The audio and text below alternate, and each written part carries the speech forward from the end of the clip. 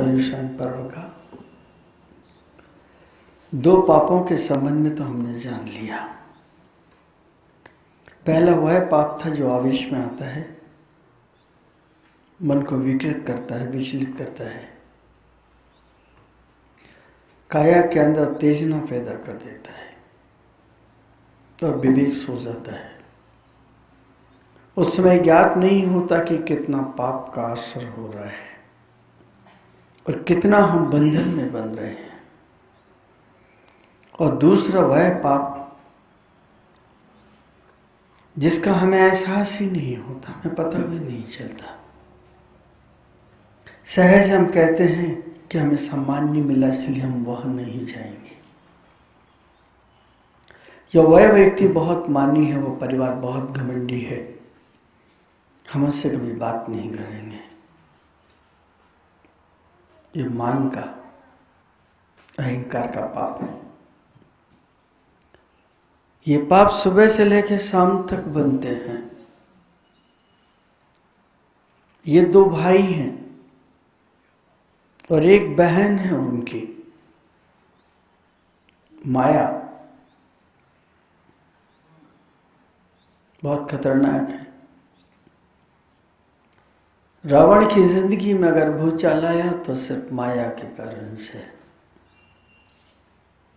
न वह शूर्पणखा की बातें सुनता, न विवेक उसका सोता, न आवेश में आता,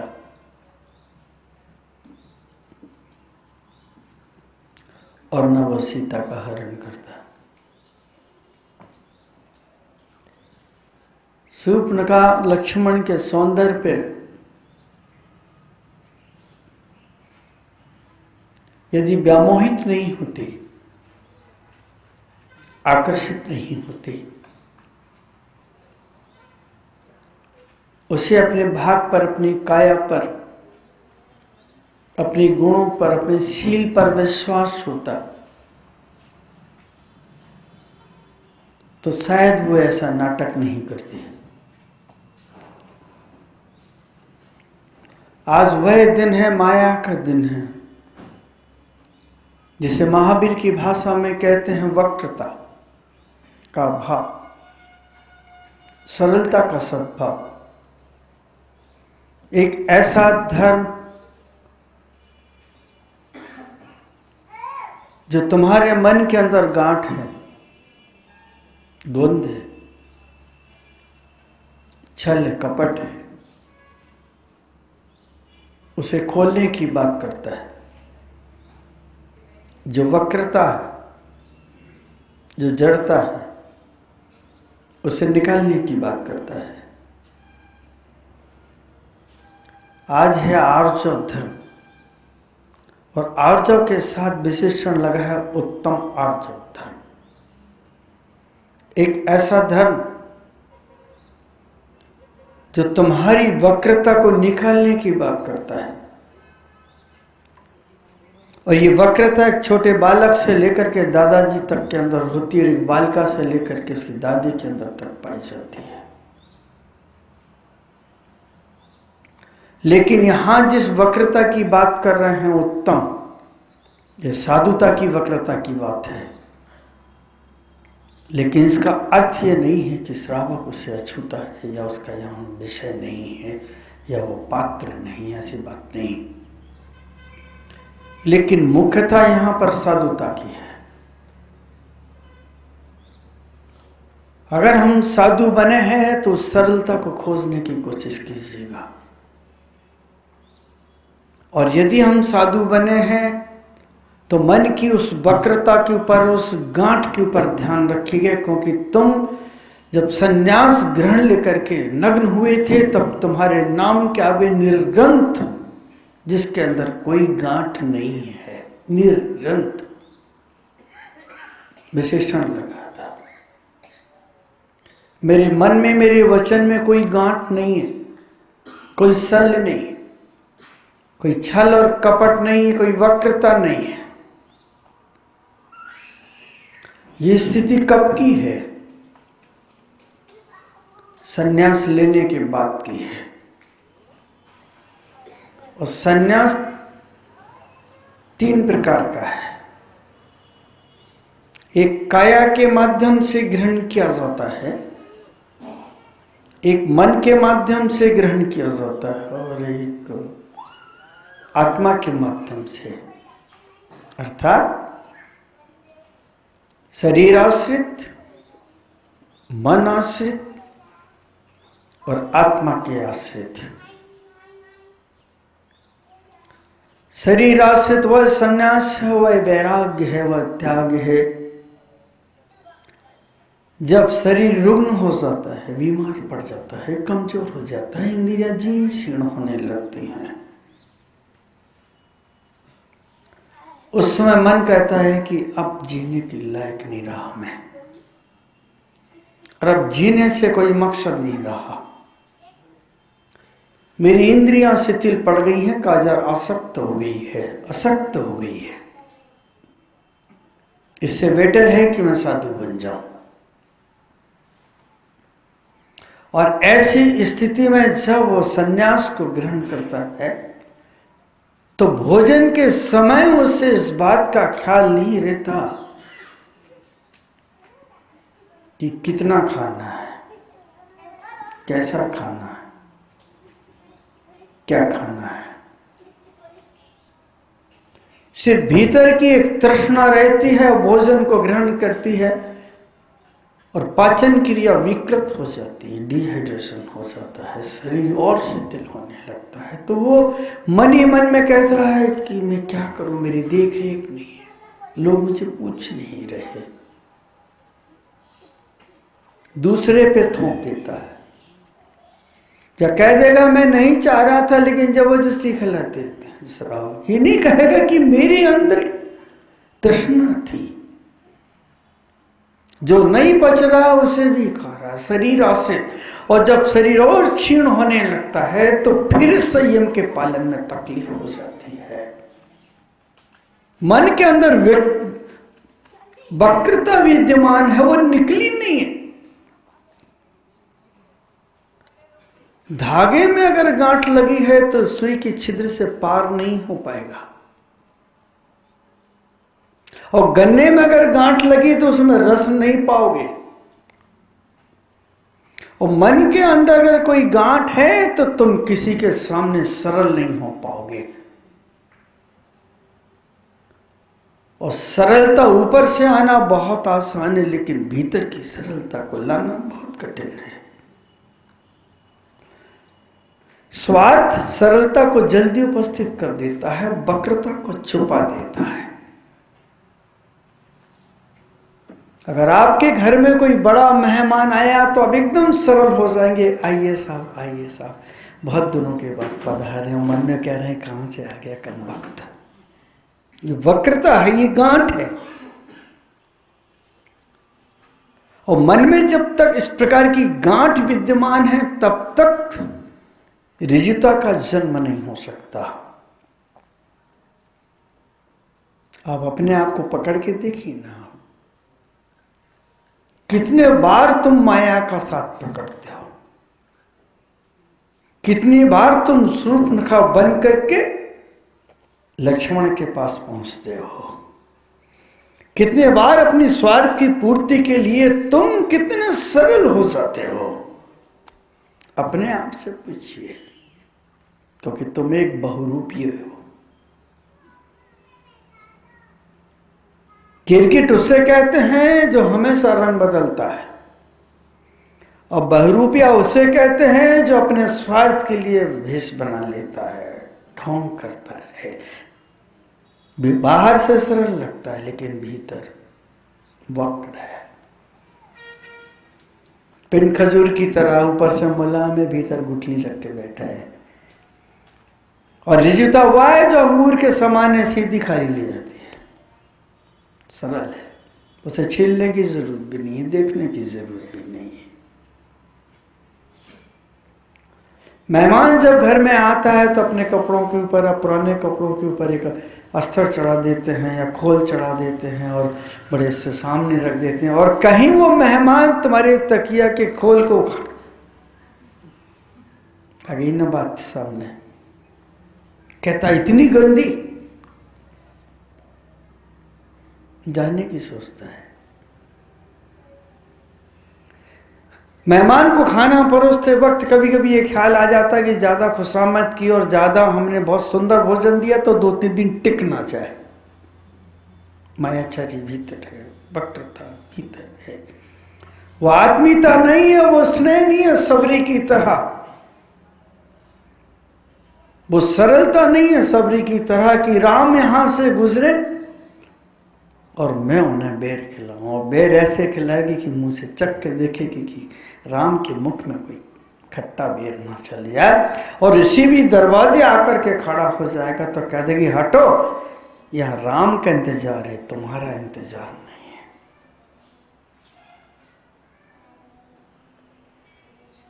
इतनी सरलता कहां है? इसलिए कह रहा हूं शरीर आश्रित वह सरलता है कि शरीर के अनुकूल अगर हमें रहने की जगह ना मिले, लेटने की जगह ना मिले, पलंग ना मिले, बिस्तर ना मिले, चटाई ना मिले, सुविधाएं नहीं मिले, तो घर वाला आपसे पूछता तो कहते साहब बहुत आनंदी इतनी सेवा कर रहे हैं आप। भीतर से पूछता है यार इससे अच्छा होटल में चले गए तो ज्यादा अच्छा था, कहां फंस गया करके। मन में वक्रता है। सम्मान करने के वाले के पीछे आदर का भाव नहीं है।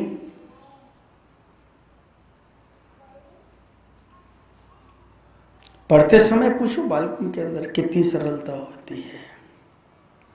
पता लगा कि मम्मी पापा आ रहे हैं तो किताब के पन्ने खोले और इधर खिसके तो पन्ने बंद हैं, मोबाइल सुन रहे हैं। वक्रता है, माया है।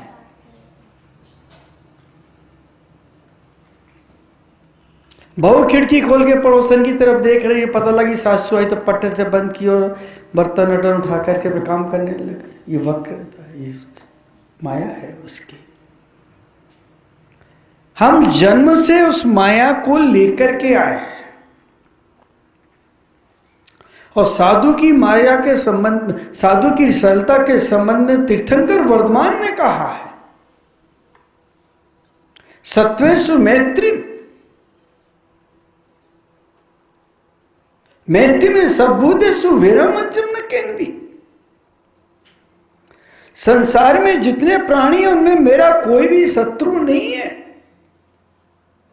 और ऋजित्वा का अर्थ है कि मैं इतना सरल हो गया कि शत्रु और मित्र का, अपने और पराये का भेद ही खत्म हो गया। राजा और रंग का भेद ही खत्म हो गया। इतने सरल हो गए कि एक छोटा जन्म लिया बालक किसी की भी गोद में जाने को तैयार है और थोड़ी सी समझ होगी तो उसकी ही गोद में जाएगा जो परिचित होगा, या उसकी गोद में जाएगा जिसके हाथ में चॉकलेट या खिलौने होंगे। स्वार्थी है।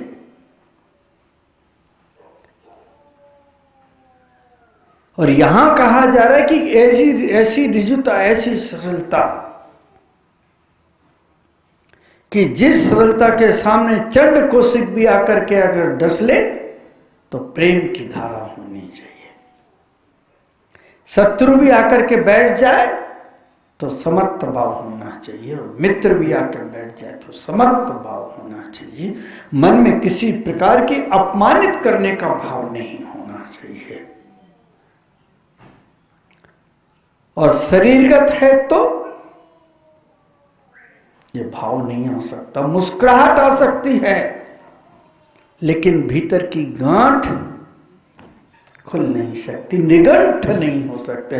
बुद्ध कहते ये निगंठ अवस्था है, महावीर कहते ये निर्गंत अवस्था है,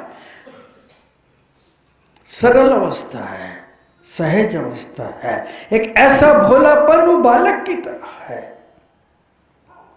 बहुत सहज है, वो किसी के भी सामने मुस्कुरा देगा। शत्रु भी आके खड़ा होगा तो गोद में जाने को तैयार होगा। वो नहीं समझता कि शत्रु कौन है, मित्र कौन है। सांप आएगा उसे भी पकड़ लेगा और रस्सी दिखेगी उसे भी पकड़ लेगा, उसे भय भी नहीं लगता क्योंकि सरल है, अभी गांठ नहीं बंधी। इतनी सरलता, अपमान करने वाला भी आकर के खड़ा हो जाए तो आशीर्वाद है, और सम्मान करने वाला भी आ जाए तो आशीर्वाद कहाँ टूट जाता है, वो वितरागता। दूसरी है मानसिक वैराग। पत्नी ने डांट दिया, भाइयों ने डांट दिया, छोटे भाई ने अपमान कर दिया, पत्नी पीहर चली गई है, ससुराल से रोज ताने सुनने को मिलते, कर्जा बढ़ गया, पैसा देने की हालत नहीं है, एक ही स्थान बचा, सन्यास ले लो। वो सन्यास भी मानसिक है, आत्मिक नहीं है, केंद्र आश्रित नहीं है, आत्मा से जुड़ा हुआ नहीं है, परेशानियों से जुड़ा हुआ है। वहां भी मन व्यथित है, भले मुस्कुरा रहे हो, भले साधना कर रहे हो, लेकिन विकल्प विद्यमान है। और जहां मुस्कुराहट के पीछे अगर कोई दर्द, कोई पीड़ा, कोई परेशानी छुपी हो, तो महावीर कहते कि ये वक्रता है, ये सरलता नहीं है, भीतर कुछ है और बाहर कुछ है। निकालो उस वक्रता को बाहर, उस छल को, उस कपट को बाहर निकाल दो जिसके कारण से तुम भटक रहे हो। और ये ऐसा पाप है जो मजाक मजाक में होता है, ये ऐसा पाप है जो बहुत छोटी छोटी बातों में हो जाता है। हो सकता है कि अभी बैठ के आप बात कर रहे हैं और अचानक, और वो बात बहुत जरूरी चल रही, जरूरी से मतलब कोई आपके कान भर रहा, उसी समय आपकी पिताजी आके कहेंगे बेटी स्कूल नहीं जाना, या बेटे तुझे जाना नहीं है, तो कह बोले पापा आज मेरा कोर्स अधूरा रह गया, मैं पढ़ने बैठ रहा हूं। ये कौन बोला? वक्रता, माया। बच्चे स्कूल से, घर से पढ़ने के लिए निकले, ट्यूशन जा रहे हैं, आज इतवार का दिन है। कहाँ जा रहे हो? बोले स्पेशल क्लास लग रही है। कौन लगा रहा है? वो आप समझते हैं, बच्चे समझते हैं, सब समझते कौन लगा रहा है। ट्यूशन में नहीं गए, लेकिन गार्डन में बैठे अपने दोस्त के साथ। इसमें नुकसान किसका? विकृति किसकी है? विचार किसके बिगड़े? और एक उस माया के कारण से आपने कितने प्रकार से झूठ बोला, यह भी चिंतन का विषय है। एक शब्द है,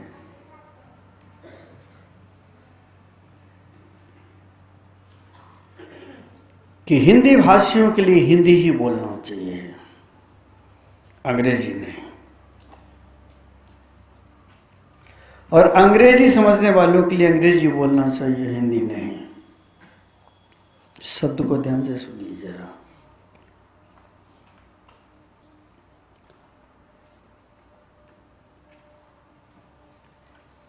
हिंदी की उसमें चले गए पढ़ाने के लिए, उनका सिलेक्शन हुआ।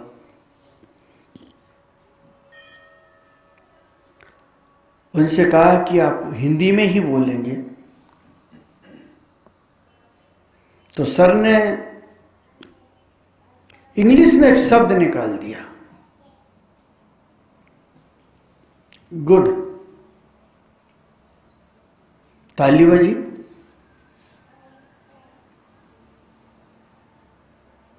जिन्होंने सिलेक्शन किया था उनने भी ताली बजाई, सबने ताली बजाई। तो एक बालक से पूछा कि क्या समझ में आया? बोले गुड। तुमने पढ़ा है ये सब? बोले रोज सुनते हैं, हमारे घर में बहुत रखा। नहीं समझे? गुड़, गुड़, गुड़ माने गन्ने का रस से बनता है, गुड़ नहीं, गुड़। ताली बज गई। पढ़ाने वाले ने सोचा कि वाह, क्या समझते हैं, वाह। बोले ये तो मायाचारी करे थे हमारे साथ। तो कहीं आपकी समझ ऐसी तो नहीं है कि वक्ता बोले कुछ, सुने कुछ और बाहर जाके बोले कुछ। इसका नाम है मायाचारी। बोला कुछ गया, सुना कुछ गया, समझा कुछ गया और बोला। यही तत्व सबसे ज्यादा खतरनाक है। छोटी सी घटना बता रहा हूं आपको, व्यंग्यात्मक है, सुना भी होगा आप लोगों ने अक्सर, लेकिन प्रसंग है। अभी एक पति ने अपनी से पत्नी से कहा कि देखो तुम बार बार अपने भाई को बुला लेती हो, मुझे अच्छा नहीं लगता। जब देखो जब वो आता है, जब देखो जब आता, खर्चा बढ़ता है कि मैं कैसे कमा के लाता हूं, तुम इस बात का एहसास होना चाहिए।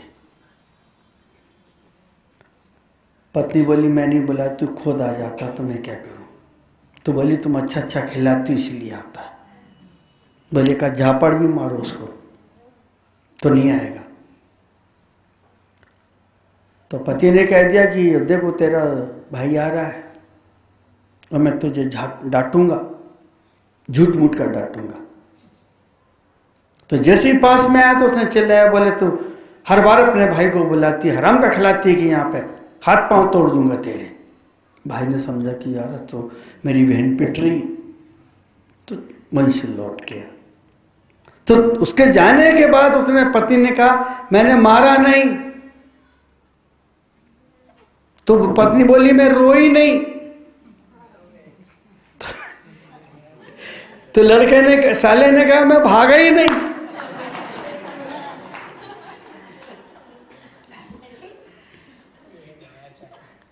ये क्या है? माया, वक्रता। छोटी सी घटना है, राम के जीवन की बहुत अच्छी घटना है। राम जब पंपापुर नगरी पहुंचे, उद्यान सरोवर के पास पहुंचे, तो उन्होंने देखे कि बहुत सारे बलवे बगुले वहां पर ध्यान मग्न बैठे हैं और धीरे धीरे एक एक कदम आगे बढ़ा रहे हैं। तो राम ने लक्ष्मण से कहा कि लक्ष्मण, नदी का किनारा है, मौसम कितना सरस है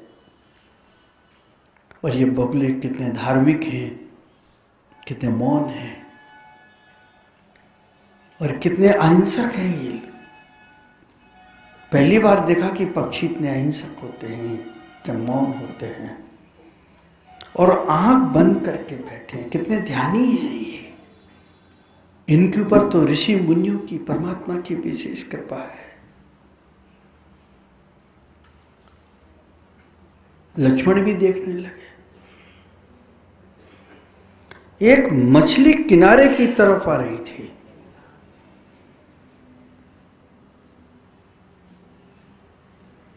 उसकी दृष्टि राम और लक्ष्मण पर पड़ गई। तो उनके आभा मंडल से मछली समझ गई। आपके अगर वाइब्रेशंस अच्छे हैं तो अगले व्यक्ति समझ जाएगा, बुरे हैं तो भी समझ जाएगा। इतनी समझ होना चाहिए। राम और लक्ष्मण के वाइब्रेशंस जैसे ही मछली का स्पर्श किया तो मछली समझ गई कि राम बगुलों की तारीफ कर रहे हैं, इनकी, जिन्होंने मेरे पता नहीं वंश के कितने लोगों को खा लिया,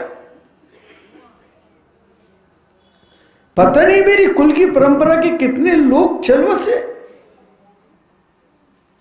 पता नहीं मेरे परिवार के कितने अनाथ हो गए,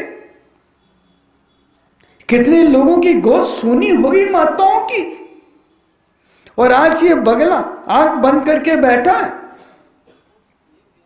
ये ध्यानी हो गया, धर्मात्मा हो गया, जिसने हमारे वंश को समाप्त कर दिया। क्या आंख बंद करने से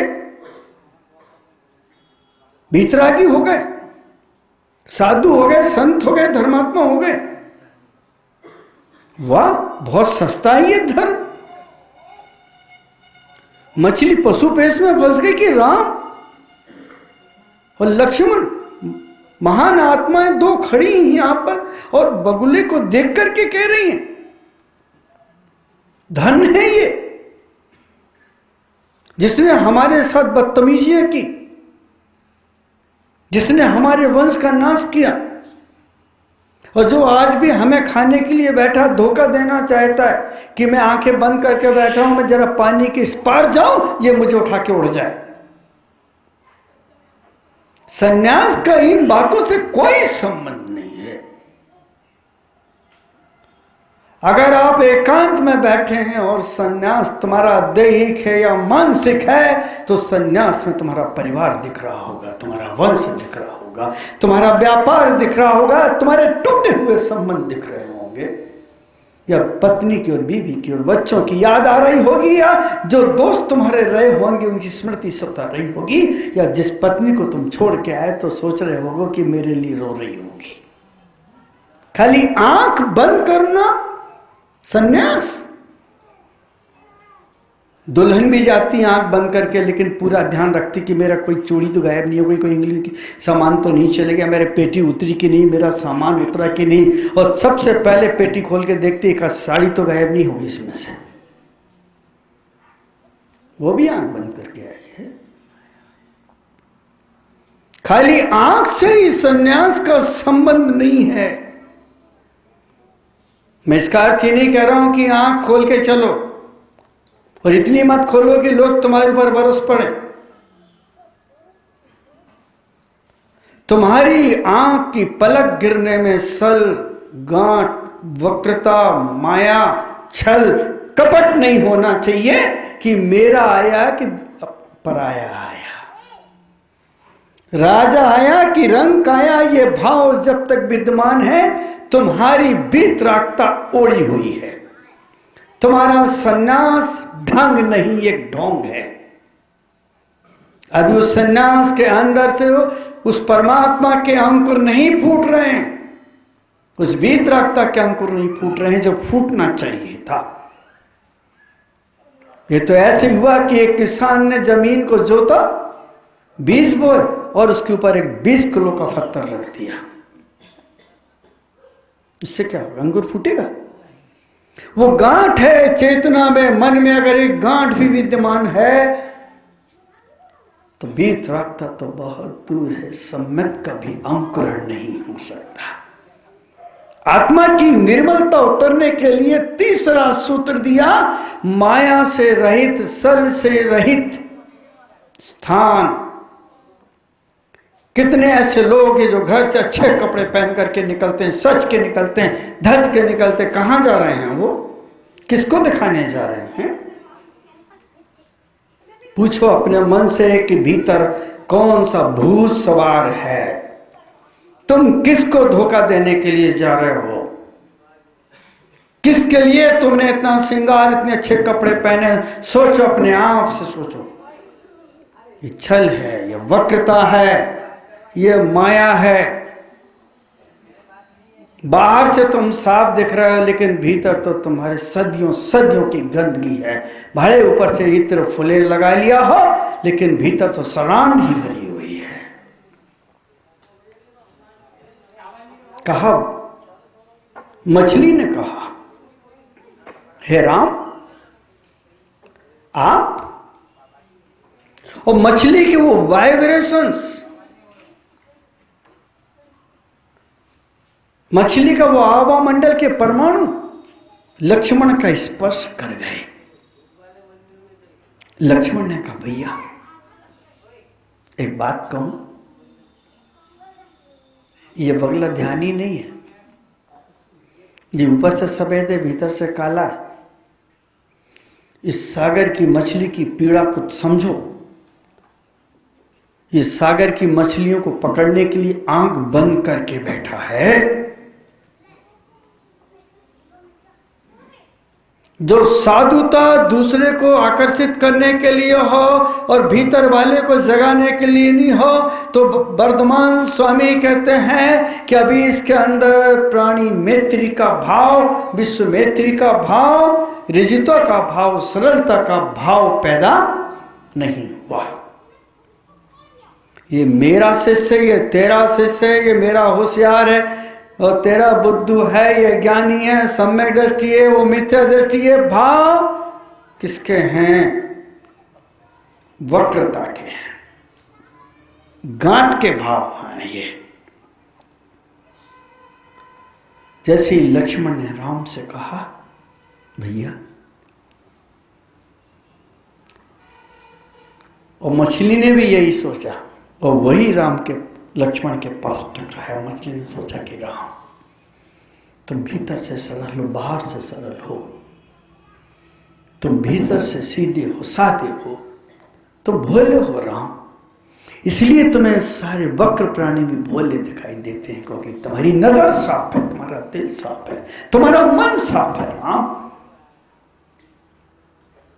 जो वक्र होते हैं उन्हें अच्छे भी गलत दिखाई देते हैं, जो सच्चे होते हैं गलत व्यक्ति को वो भी गलत दिखाई देते हैं, क्योंकि गांठ है कि मेरी बराबरी पे कोई दूसरा ना पहुंच जाए, मेरी ख्याति कहीं दूसरे की ना बन जाए। ये गांठ, ये आकांक्षा कि मुझसे आगे ना कोई निकल जाए, ये भी एक सल्ली है, ये भी माया की गांठ है जो तुम्हारे सत्य को, तुम्हारे परमात्मा को परिमार्जित नहीं होने देते, प्रकट नहीं होने देते। आज का धर्म उत्तम ऋजुता, आर्जव धर्म। आर्जव का अर्थ है आ जाओ और जाओ, अब तुम आ जाओ, मैंने मन की गांठें निकाल दी हैं। अरे पांव के जूते में पड़ा हुआ एक कंकड़ चलने नहीं देता और धागे में पड़ी हुई गांठ कपड़े सिलने नहीं देती और गन्ने की गांठ रस को रुकने नहीं देती, तो तुम्हारी ये माया तुम्हें परमात्मा के पास, सत्य के पास, सम्यक के पास जाने नहीं देती है। वक्रता। अब सोचो आप कितनी गांठ है मन में। तो मानसिक गांठ, शारीरिक तो समझ में आई, मानसिक गांठ क्या करूं, सोच के आया था कि सन्यास लेंगे तो दुश्मन भी आके नमस्कार करेंगे, लेकिन टेढ़ा मुंह करके चले जाते हैं, भगवान उसका भला हो। मन की गांठ है। अब सन्यास तो ले लिया, लेकिन मन में गांठ बनी है। मन की दूसरी गांठ महत्वपूर्ण है, मुझसे ज्यादा महत्वपूर्ण कोई ना हो गया तो उसे कैसे गिराएं, कैसे बदनाम करें, ये मन की गांठ। शरीर की गांठ, शरीर की कमजोरी, इंद्रियों की अशक्ति, शिथिल होना। मन की गांठ कि कोई मुझसे आगे, चाहे धन हो, पैसा हो, यश हो, पद हो, ख्याति हो, रूप हो, रंग हो, सम्मान हो, पहले मेरा, फिर किसी का नहीं, दूसरे का भी नहीं, मेरा। दूसरे का हो जाए तो गांठ ही नहीं रह सकती। और तीसरा आत्म केंद्रित, जिस समय इस बात का एहसास होता है कि काया क्षण भंगुर है, विषय भोग क्षण भंगुर है, संसार की हर वस्तु क्षण भंगुर है, विनाशिक है, स्थिर नहीं है, अस्थिर है। शरीर को बहुत संभाला लेकिन वृद्ध हो गया, बहुत पहलवानी की, वर्जिश की, बहुत घी और दूध खिलाया पिलाया, लेकिन आज मेरा शरीर बुखार कोई नहीं संभाल पा रहा है, तो जिंदगी को क्या संभाल पाएगा। इतना बलिष्ठ शरीर और थोड़े से बुखार में इतना टूट गया कि पानी का गिलास उठाने के लायक नहीं रहा। जिस परिवार को मैंने सब कुछ दिया, आज वो परिवार मेरी उपेक्षा कर रहा है, कोई मेरा नहीं है, मैं किसको अपना कह के पुकारूं? चाहे वो चूल्हे की राख हो, रोटी बनाते समय अगर माताओं बहनों को इस बात का एहसास हो जाए कि मैंने लकड़ी चूल्हे में लगाई और जल के राख हो गई, तो मैं लड़की से औरत बनी, स्त्री बनी, और एक दिन मैं भी ऐसी जल की राख और खाक हो जाऊंगी। चाहे चूल्हे की राख हो या शमशान की राख हो। शमशान की राख में मुर्दे जलते हैं और माया की राख में जिंदा जलते हैं, माया की गांठ में। तो घर में चूल्हे में लकड़ी जलती है और जितने चूल्हे अलग जलते हैं उतने लोगों के दिल जलते की गांठ बनी हुई है कि ये मेरा नहीं, वो मेरा नहीं, ये मेरा चका, मेरा बेटा, मैं ऐसा खाऊं वैसा खाऊं, उसको खाने ना मिले, ये गांठ है। और ऊपर से मुस्कुरा रहे, क्या बनाया तुमने आज, बताओ ना, ताकि उससे जाके अच्छा मैं बनाऊं घर में। अगर तूने पकौड़ी बनाई तो मैं दही बड़ा बना देती हूँ, और तूने इडली बनाई तो मैं डोसे बना देती हूँ, और तूने डोसे बनाए तो मैं पिज्जा बना के रख देती हूँ, और तूने पूड़ी बनाई तो मैं छोले भटूरे बना के रख लो, और तूने बेसन की बर्फी बनाई तो मैं कलाकंद बना कर रख लो। उज्जत गई, माया से पूछने के लिए गए। वाह, कितनी माया है हमारे भीतर, कितने रूपों में विद्यमान है। आप जिस समय कपड़े पहन रहे हो उस समय अपने आप का विश्लेषण करना और पूछना आज किसके लिए पहन रहे हो। पूछना ना एक बार, क्यों, कहां जा रहे हो, एक बार पूछना, ईमानदारी से पूछना। अगर अपने प्रति ईमानदार हो गए तो सफल हो जाओगे, और दूसरों को बेईमान घोषित करने जाओगे, ठगने जाओगे तो तुम महाठगी हो जाओगे, और तुम ही एक दिन ऐसे ठगे जाओगे कि सब कुछ यही रह जाएगा और तुम शमशान की राख बनोगे, और वो राख बर्तन मांजने के काम की भी नहीं होगी। और एक बात का बिल्कुल ध्यान गांठ बांध के रखना, जिस व्यक्ति को ध्वजा फहरानी हो